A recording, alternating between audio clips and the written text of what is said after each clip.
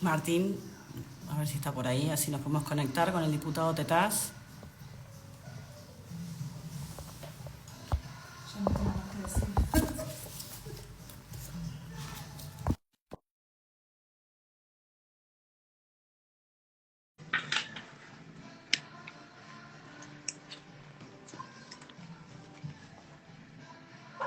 Ahí está. ¿Cómo va, Buenas, Martín? Buen día. ¿qué ¿Cómo hacemos? estás? ¿Cómo andás? Bien, acá en el programa de radio. Decirle a Pablo si quiere bajar un poquito, así hablamos con Martín. Comentale. ¿Qué tal? Así que disculpa con este tema Ahora, tecnológico. A veces no. salimos al aire, estamos en el aire. Ya estamos en el Estamos aire. Bueno, Martín, por- muchas gracias por esa entrevista. Y te queríamos hacer un par de preguntas que obviamente están pasando ahora mismo en el Senado por el tema de ley de bases. ¿Qué es lo que vos crees o cuál es tu opinión con respecto a lo que puede llegar a pasar hoy mismo, ahora que se está tratando? A mí me parece que si el presidente tiene el acuerdo político cerrado con los gobernadores, o sea, si va camino al Pacto de Mayo para firmar con 18 o 19 gobernadores, evidentemente tiene también los votos en el Senado.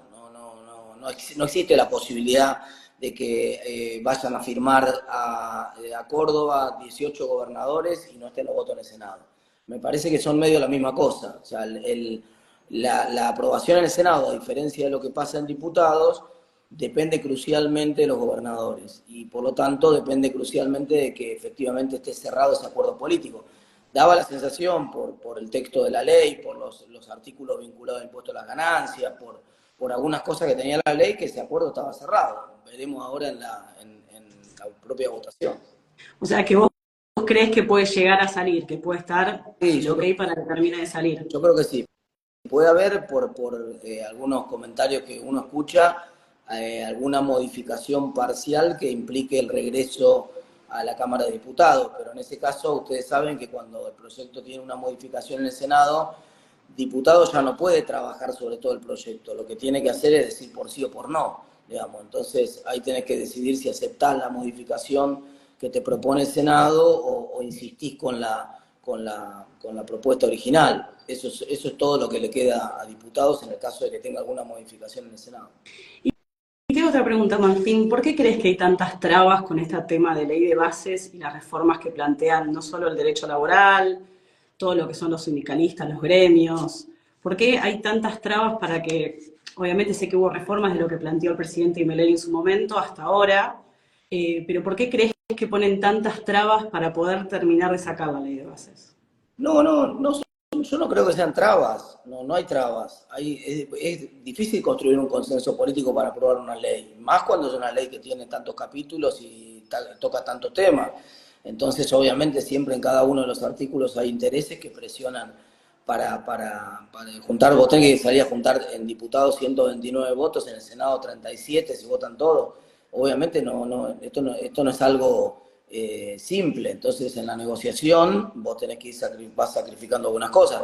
Lo que vos te referís en materia laboral, por ejemplo, en el proyecto original nuestro se suspendían las contribuciones sindicales y quedaba fuertemente penalizado el bloqueo a las plantas por parte de los sindicatos. Entonces, eso fue, y también estaba la educación como servicio esencial. Esas tres cosas fueron removidas como parte de la negociación seguramente del propio oficialismo para tratar de conseguir más votos, ¿no? Entonces, algunos sectores, se habla de Pichetto, se habla de algunos otros sectores que habrían insistido, o incluso se habla de una negociación del propio gobierno con los sindicatos para retirar esos aspectos del proyecto de ley. Bueno, eso te pasa siempre, es parte de la negociación para aprobar cualquier proyecto de ley.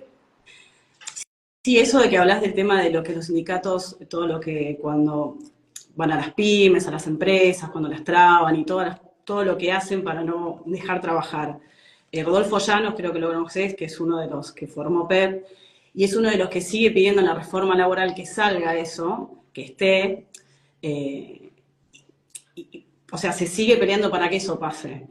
O sea, bueno, vos ahora me estás diciendo que obviamente desde el mismo gobierno, o el presidente, o determinados diputados o políticos dijeron, bueno, para que termine de salir, esto lo sacamos. Pero es algo importante que también no solamente está pidiendo determinadas empresas, pymes o emprendedores, sino lo veo también en todo lo que es la sociedad. O sea, vos, ¿qué crees que eso? O sea, está bien, vos decís que eso no va a salir, pero ¿no va a traer más conflictos?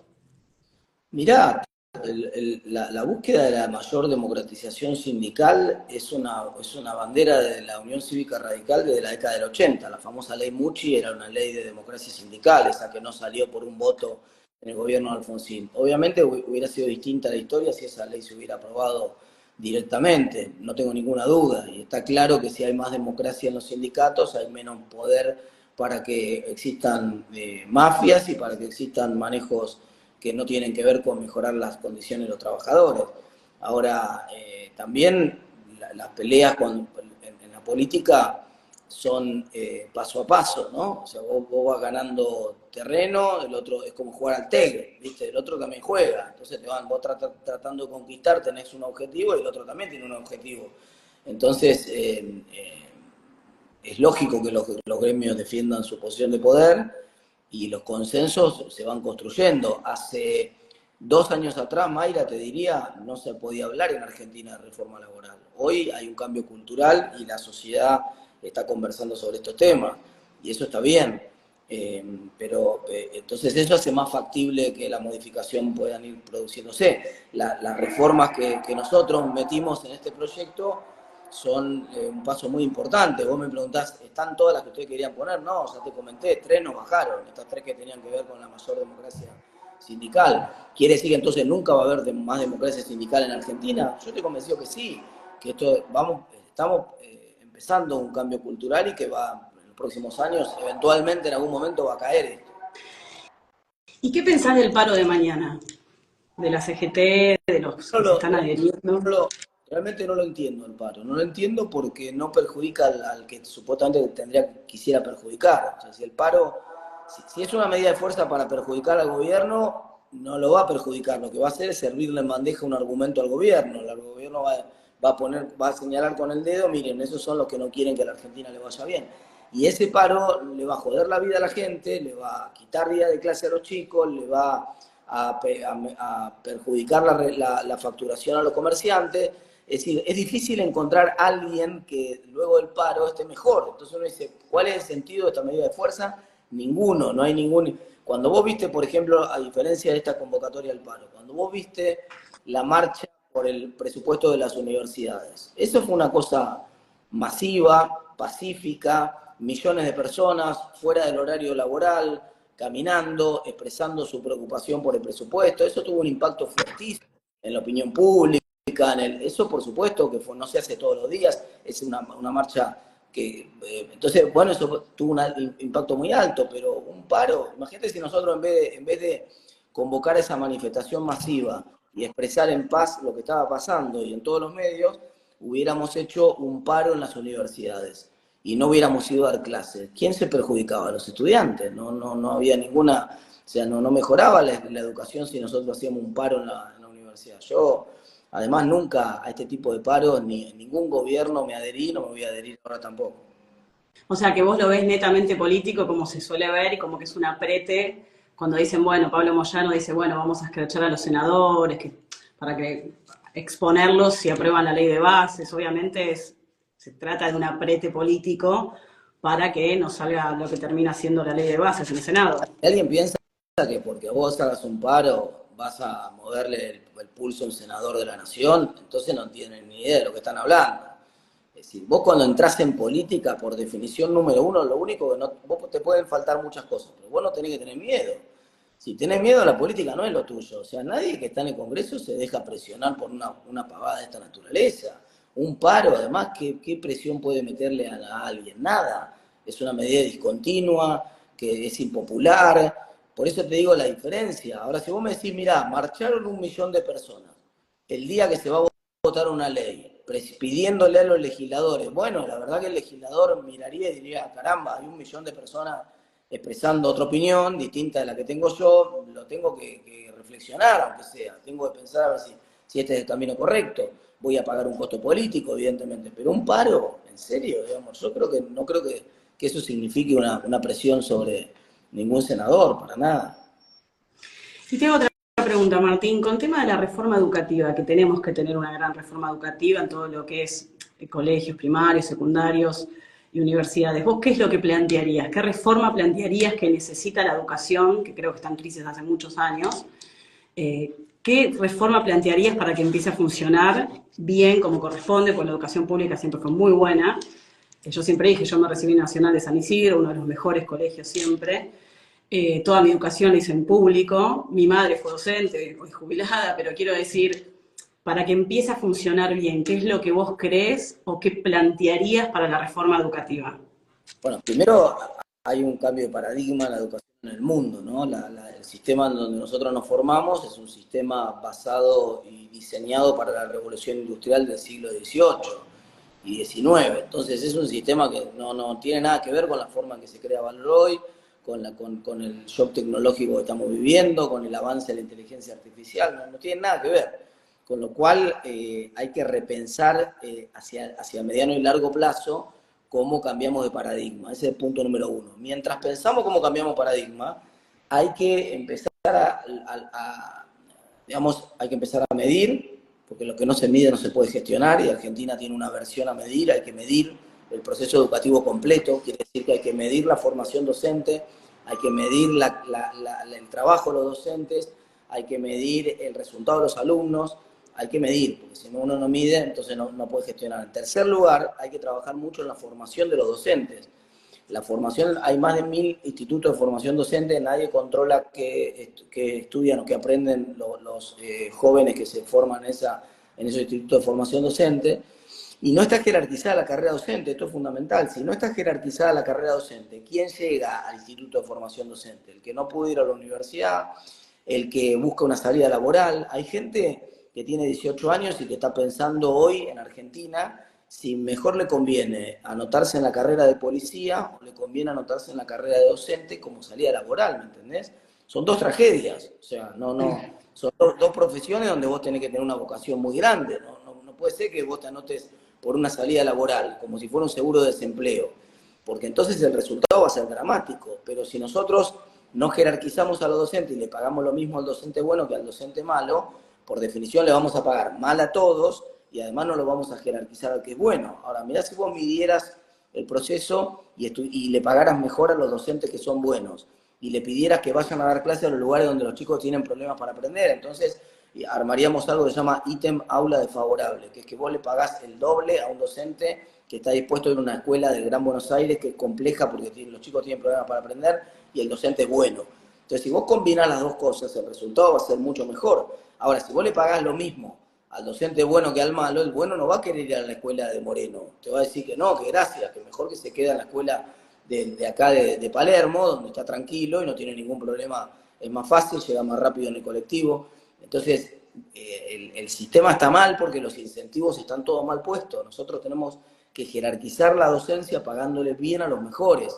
Si eso fuera así y fuera una profesión prestigiosa en Argentina, ser docente y bien remunerada, vos tendrías a los mejores de la escuela secundaria y a los mejores que empiezan en la universidad tratando de decir, che, ¿y si vamos a la carrera docente? Y entonces la carrera docente podría formar mejores docentes. Todo eso hay que cambiarlo, hay que cambiar todo el ciclo de formación docente y hay que cambiar el esquema de remuneración de los docentes, poniendo un incentivo hacia los docentes que son mejores y están dispuestos a ir a las escuelas donde los chicos tienen más problemas para aprender.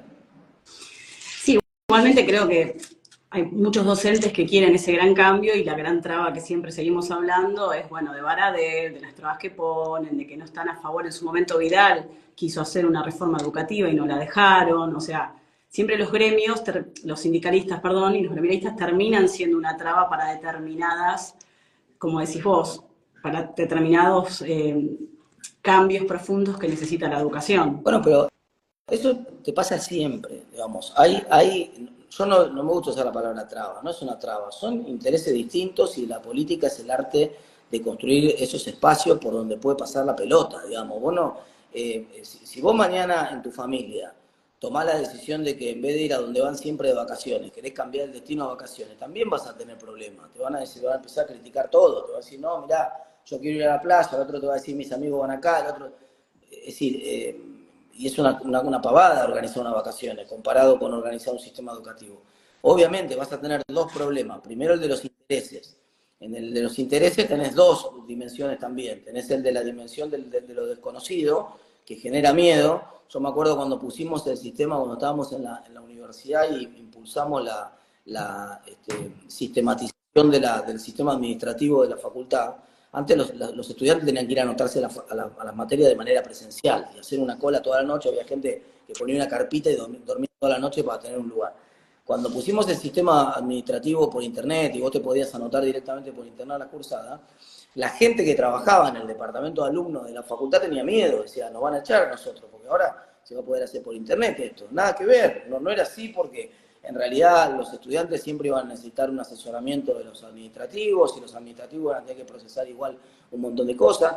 Entonces no terminó pasando eso, pero en el momento generó miedo. Entonces, bueno, y además hay intereses concretos. Entonces, si vos le pagás bien igual a los que son mediocres que a los que no son mediocres, y vos querés cambiar eso, el que es mediocre se va a resistir. El que es mediocre te va a decir, mirá, yo, el que abusa de las licencias, no va a trabajar, sigue cobrando, si vos empezás a medir, se va a resistir. Porque sabe que se le va a acabar ese privilegio. Bueno, para eso te metes en política, para cambiar las cosas. Y otra pregunta que te escuché, el tema de las jubilaciones, de que se está buscando la manera de los que no aportaron, los que no llegan con los años de aporte, con la edad, ¿vos qué implementarías? Obviamente no es lo mismo una persona que siempre aportó, el gobierno de Alberto Fernández y los anteriores siempre hicieron las moratorias provisionales para que la gente que no trabajó tenga su jubilación. Ahora, ¿qué proyecto presentarías o qué es lo que te interesaría para poder que estén esas reformas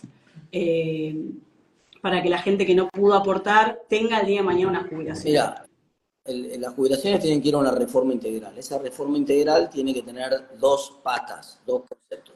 Primero, tiene que haber un componente solidario en la jubilación, porque es verdad que el Estado ya ha asumido, en 2017 se aprobó la PUAM, asumió que de todas maneras vos hayas aportado o no hayas aportado alguito, poquito, chiquito, porque no es el 80% de la mínima, no se puede vivir con eso, pero algo mínimo el Estado te da. Digamos. Entonces, ese componente solidario no tiene nada que ver con los aportes que vos hiciste, es como una AUH, pero para los viejos en vez de para los chicos, digamos, lo mismo, pero dando vuelta a la distribución etaria. Ahora, arriba de eso, tiene que haber un componente que tiene que ser al 100% actuarial. Entonces, vos, arriba de eso, tenés que tomar la decisión de jubilarte cuando vos quieras, sabiendo que vas a cobrar en proporción, y esta es la clave es la palabra proporción, proporcionalidad. Vas a cobrar en proporción a los aportes que vos hiciste y a los años de vida esperada que te quedan, porque el sistema tiene que resistir actuarialmente. Entonces, ¿eso qué quiere decir? Quiere decir que vos tendrías que tener una tablita, vos entras a ANSES y decís, che, yo me quiero jubilar ahora, ¿vos cuánto tenés, Mayra? ¿Qué edad tenés? 40. Los 40, vos decís, yo me quiero jubilar a los 40, perfecto. Si te querés jubilar a los 40, jubilate a los 40, ¿cuál es el problema? ¿Cuántos aportes hiciste? Vos me vas a decir, yo hice 20 años de aporte, entonces yo te voy a meter en la tablita actuarial, a vos te van a quedar 60 años de vida, así que te va a dar una jubilación muy baja, obviamente. Sí. Si vos te querés jubilar a los 40, la tablita te va a decir, mira, te podemos pagar 10.000 pesos por mes jubilada a los 40. Entonces vos vas a decir, no, pero yo con 10.000 pesos por mes no puedo vivir. Bueno, entonces no a los 40. Vos vas a elegir cuándo te podés jubilar en función de los aportes que vos hiciste y de los años esperados que te quedan. Esas tres cosas tienen que estar atadas de la mano. Eso se llama el cálculo actuarial. Vos tenés que tener todo eso en una ecuación. Entonces la gente elige libremente en el modelo hacia el que tenemos que ir. Se termina esto de la cantidad de años. Esto está mal del sistema de que yo te pido sí o sí 30 años de aportes. Y si tenés 29 no te podés jubilar. ¿Cuál es el problema de un tipo que ya llega a la edad de jubilación y tiene 29 años? ¿Por qué no lo jubilás igual y cobra un poco menos? Y jubilás proporcionalmente en función de los aportes que hizo, ¿me comprendés? Sí. Entonces, la discusión de no, porque los hombres se tienen que jubilar más tarde que las mujeres, terminémosla. ¿Por qué el Estado tiene que poner la edad? Que el Estado no ponga más la edad, que la gente elija. Lo que vos te querés jubilar más temprano, no hay ningún problema. Obviamente vas a cobrar menos de jubilación que el que se quiere jubilar después, es una cuestión matemática obvia. Pero después vos tendrías que poder elegir con libertad cuando te quieres jubilar. Y tengo otra pregunta, Martín. El tema de impuesto a las ganancias y determinados impuestos, que obviamente yo estoy a favor de que no haya impuesto a las ganancias. Sé que vos también, en tema hasta la reforma de ley de bases y todos dijiste que Milei antes de ser presidente con Massa obviamente dijeron que estaba mal, que me parece que sí, que está mal y que lo quieren volver a implementar. Aparte de impuesto a las ganancias, ¿qué otros impuestos crees que hay que modificar y sacar para que no sea una carga para las personas, para las empresas, para todo lo que, porque es un país que tributariamente tenemos demasiados impuestos y a veces no lo vemos volcado donde realmente tendría que No, a ir? mí me... ¿Vos qué impuestos Sí, crees que se pueden sacar de a poco? el problema de la propuesta de gobierno es que no fue una propuesta integral de reforma de todo el sistema tributario. Empezamos de cero y ponemos los impuestos buenos primero, los menos malos. Obviamente uno quisiera sacar todos los impuestos. Ojalá pudiéramos vivir en un mundo sin impuestos. Es una pavada, no se puede. Entonces, uno tiene que elegir. Cuando tiene que elegir, tiene que tratar de empezar a sacar los peores. ¿Cuáles son los peores impuestos? Los que gravan a la producción, los que distorsionan los precios. Entonces, ¿qué tenés que sacar? El impuesto al cheque, que grava todas las transferencias, el impuesto a los ingresos brutos de las provincias, que es tremendo, es el peor impuesto de todos. Tenés que sacar los impuestos a las exportaciones, porque generan una crisis cada 5 años, porque nos quedamos sin dólares. Es decir, tenés que empezar a sacar los impuestos que afectan a la producción, los impuestos al empleo. Entonces tenés que empezar a sacar todos esos impuestos en la secuencia que pueda, que sea posible sacarlos. El impuesto al consumo, el famoso IVA, y el impuesto a las ganancias son los dos pilares de todos los sistemas impositivos del mundo. Esos dos impuestos no hay que sacarlos. Lo que pasa es que la reinstalación del impuesto a las ganancias que proponía el gobierno es una estafa electoral, porque hizo campaña diciendo que lo había sacado y votando para sacarlo el impuesto a las ganancias. Entonces ahora que ganó, quiere restaurar el impuesto a las ganancias, es una estafa. Pero si uno discutiera en un contexto integral el impuesto a las ganancias, seguramente hay lugar, tiene que haber un impuesto a las ganancias. Lo que no tiene que pasar es lo que venía pasando hasta ahora, que un portero de una escuela ya entraba en la alícuota de 20% de ganancias, porque eso está mal, digamos, el impuesto a ganancias tiene que ser bien progresivo. ¿Qué quiere decir bien progresivo? Que para salarios medios vos tenés que pagar muy poquito el impuesto a la ganancia, para salarios que van creciendo un poco más, y para salarios bien altos recién ahí te empieza a castigar el impuesto a la ganancia. Si vos le sacás el 20% de sueldo a un portero de una escuela, el impuesto a la ganancia está mal diseñado, hay que diseñarlo mejor, pero sí tiene que haber un impuesto a la ganancia bien diseñado. Y otra pregunta que me están preguntando acá, el tema de las universidades públicas, ¿vos crees que los extranjeros tienen que pagar una cuota para todo lo que es universidad, todos los que vengan a estudiar a este país, ¿no? Obviamente. Yo creo que el trato tiene que ser igual para todo el mundo. No entiendo por qué digamos, a ver, una cosa es, porque hay una confusión ahí con eso bastante grande. Vos tenés 75.000 estudiantes extranjeros. La mayoría de los estudiantes extranjeros que tienen documento 93 millones, tienen documento, antes del 93 millones, tienen documento. Quiere decir, viven en Argentina hace un montón de tiempo, vinieron a trabajar con su familia, trabajan, pagan impuestos, y por lo tanto tienen los mismos derechos que vos. No se puede discriminar a una persona porque no nació en Argentina, si vive, trabaja en Argentina y paga impuestos en Argentina. La Constitución es clara en eso. Nosotros debemos tratar igual. No nos importa el documento de dónde vino el tipo, lo que nos importa es que tenga ganas de trabajar, de estudiar en Argentina. Si eso es lo que quiere hacer, bienvenido sea.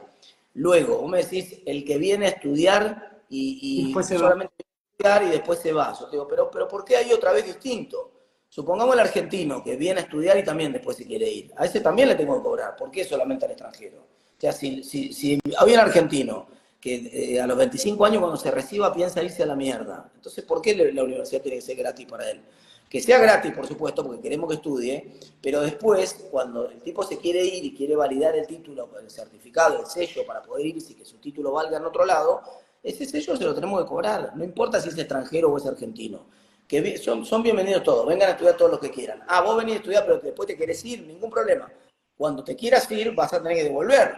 Normalmente vos devolvés cuando te quedás acá. ¿Por qué devolvés? Porque el sistema te cobra más de un 50% de impuestos en Argentina. Entonces yo doy una conferencia, por ejemplo. Más del 50% del valor de mi conferencia se lo lleva el Estado de arranque. ¿Qué quiere decir eso? Que yo estoy devolviendo lo que la universidad me dio. Entonces, eso está bien, me quedo acá, devuelvo lo que la universidad me dio. Si yo me hubiera ido a los 25 y no hubiera vuelto nunca más, yo hubiera estafado a la sociedad, porque me hubiera llevado la formación docente, me hubiera llevado la formación de la primaria, la secundaria y la universidad, y una vez que me formó el Estado y toda la sociedad invirtió en mí y yo estoy formado, me voy al exterior y me dedico a ganar plata en el exterior. Eso, por supuesto, no está bueno. Ahora, a nosotros, cuando vos vas a un hospital, por ejemplo, y te atienden en un hospital, ¿vos qué preferís? ¿Vos en serio pedís que te atienda uno que sea argentino cuando te atiende o vos querés que te atienda el mejor? Yo quiero que me atienda el mejor. ¿Qué me importa a mí si el tipo es argentino o ucraniano? Me da lo mismo. Y de hecho, cuando vas a los hospitales hoy, está lleno de venezolanos, de gente de otros países que son buenísimos y que son médicos en los hospitales y no hay ningún problema con eso. Muchos que fue al revés el circuito, porque el Estado de esos países invirtió, lo formó y ahora están trabajando acá.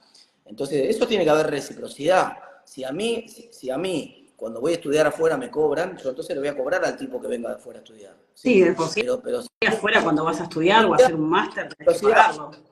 reciprocidad. No, posgrado se cobra igual acá en todo. Los posgrados se cobran acá. Eso no está en la discusión. La discusión es en el grado. En el grado, en muchos lugares no te cobran. Vos sos de Uruguay, no te cobran. Vas a un montón de lugares, no te cobran. Pero en otros lugares sí. Colombia, por ejemplo. Entonces, mirá, che, si yo me voy a estudiar a Colombia, me cobran. Si vos querés venir a estudiar acá, te vamos a cobrar igual. Eso se llama reciprocidad. Eso también está bien. Pero el criterio general es ese.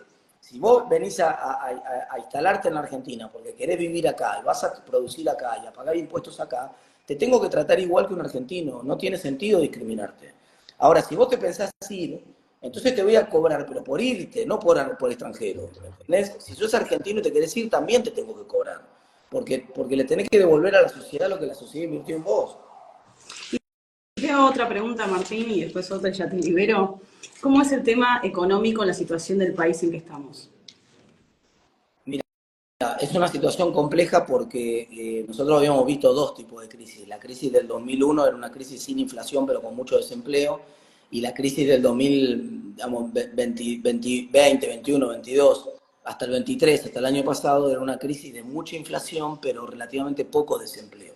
Ahora estamos en un momento en el cual tenemos una inflación altísima, tenemos la inflación más alta cuando uno la toma, inclusive si sacás el pico de inflación del verano, tenemos la inflación más alta de los últimos 30 años, y al mismo tiempo tenemos un desempleo que está empezando a volar. Tenemos sectores de la actividad que se están derrumbando, por ejemplo la construcción cayendo 30%, el sector del transporte que vos conocés bien, Mayra, hoy estaba mirando una estadística, transporte de pasajeros en colectivo está cayendo 20% en la ciudad de Buenos Aires, un montón. Entonces, es decir, la contracción de la actividad económica es brutal, hay una caída de la actividad económica brutal, y eso nos lleva a un escenario que se llama estanflación, que es la combinación de una inflación muy alta y un desempleo muy alto. Y eso es complejo porque hasta ahora no habíamos tenido. Entonces, sí, vamos a tener menos inflación hacia adelante, no tengo dudas que el gobierno va a tener éxito en reducir la inflación. Pero tampoco tengo dudas que como no tiene un plan antiinflacionario y lo hace solamente con una política monetaria y fiscal, entonces el resultado va a ser una recesión muy pronunciada. Mira, está cayendo la economía 9% cuando mirás toda la actividad, y en la pandemia cayó 10%. O sea, la caída de la actividad económica realmente es una caída muy grande. Y entonces esa recesión va a impactar ineluctablemente en el desempleo y va a generar problemas sociales. Eso es muy, muy complejo. Y bueno, Martín, te hago la última pregunta, que sé que no tiene mucho que ver con la situación actual del país, pero es una pregunta que me interesa y quiero saber. Para las elecciones del 27, ¿tenés pensado presentarte para gobernador de la provincia de Buenos Aires? Mirá, falta muchísimo, ¿no? Para la elección Ya lo del sé. 27. Eh, yo siempre he tratado de contribuir donde mejor puedo contribuir, ¿no? Cuando el año pasado y el anterior que empecé a recorrer un poco la provincia de Buenos Aires porque había una necesidad de ganar para que Kicillof se fuera de la provincia de Buenos Aires. Bueno, ese proyecto de armado que teníamos nosotros que hicimos una recorrida grande de la provincia de Buenos Aires, realmente no caminó porque hubo un acuerdo político a nivel nacional que se rompió y no pude ser candidato en su momento. No, yo no me quedo con esa espina, no es que quiero ser candidato por ser candidato, no, paso, no tengo ningún problema. Si en algún momento sirve que una contribución en la ciudad de Buenos Aires o en la provincia de Buenos Aires, donde yo creo que puedo hacer una diferencia y ayudar a ganar y ayudar a producir los cambios que necesita la provincia, la ciudad Sí, o la Argentina, voy a estar en el lugar que me toque estar, no tengo tan definido eso de antemano. está bien, perfecto, Martín. No, igual la provincia, la verdad que necesita un gran cambio, por lo menos yo que estoy en provincia veo el desastre que hay en seguridad, en salud, educación, bueno, no solamente eso, también pasa en todo lo que es tema tribunales, no se No, nombran jueces, vos ahorita nada. lo has nombrado y has comentado eso, el desastre que hay en todo lo que es derecho de familia, los juzgados, no se están nombrando jueces, la verdad que hay una gran crisis en la provincia de Buenos Aires. Yo que vivo acá, y tengo la suerte, como siempre digo, vivo en una de las partes más lindas vivo acá en San Isidro, o sea, pero sé que y así todo ves un montón de cosas que no se están haciendo, que se están dejando caer. Entonces creo que sí, obviamente, mi punto de vista y mi opinión, es necesario un gran cambio para las próximas elecciones, yo sé que falta del 27. Sí, absolutamente. Coincido con eso, pero bueno, de eso se trata la política, de construir esos cambios, ¿no? Y tal cual. Bueno, Martín, te voy a liberar, porque acá ya en 5 minutos ya Dale, nos despachan. dale. Nos vemos, Así que Mari. bueno, muchísimas gracias por esta entrevista y bueno, te mando un Dale, beso y muchas gracias. nos vemos. Hasta luego.